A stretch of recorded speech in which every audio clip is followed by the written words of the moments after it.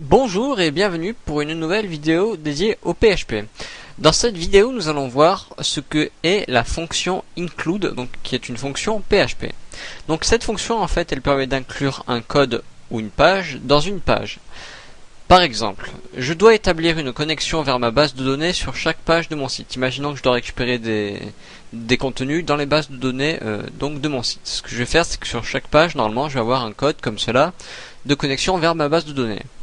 Mais en fait, il existe donc la fonction include qui va permettre d'inclure une page qui va contenir ce code de connexion sur mes pages. En fait, au lieu d'avoir ce code sur chaque page, j'aurai simplement la fonction include qui va appeler la page qui va contenir ce code.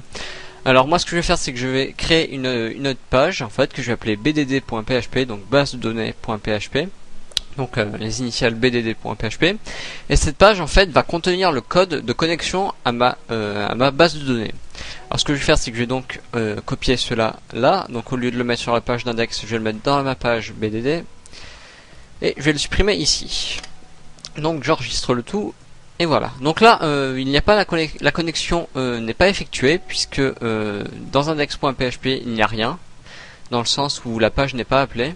Alors ce que je vais faire maintenant, c'est qu'il va falloir que j'appelle la fonction include. En fait, je vais demander à la fonction include d'aller me chercher la page BDD pour me l'imbriquer directement dans la page d'index. Ça va me permettre donc, en fait, d'alléger les demandes du serveur et surtout d'optimiser le code de ma page.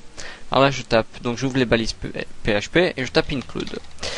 Donc c'est comme ça qu'elle marche, et entre parenthèses, nous mettons le chemin vers le fichier. Alors moi, étant donné que ça se trouve à la racine, je vais simplement mettre bdd.php avec des guillemets, donc des simple quotes, c'est-à-dire des guillemets toutes simples.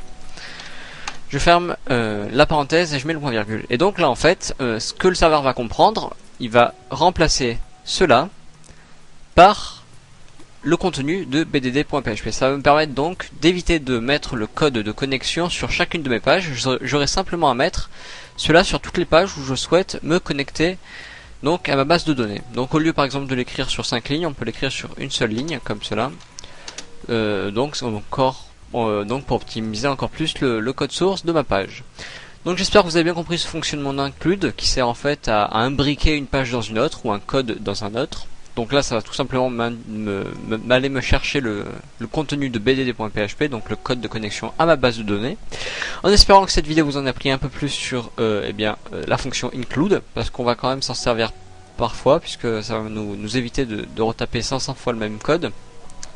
Et bien voilà, si vous avez des commentaires ou des questions, n'hésitez surtout pas.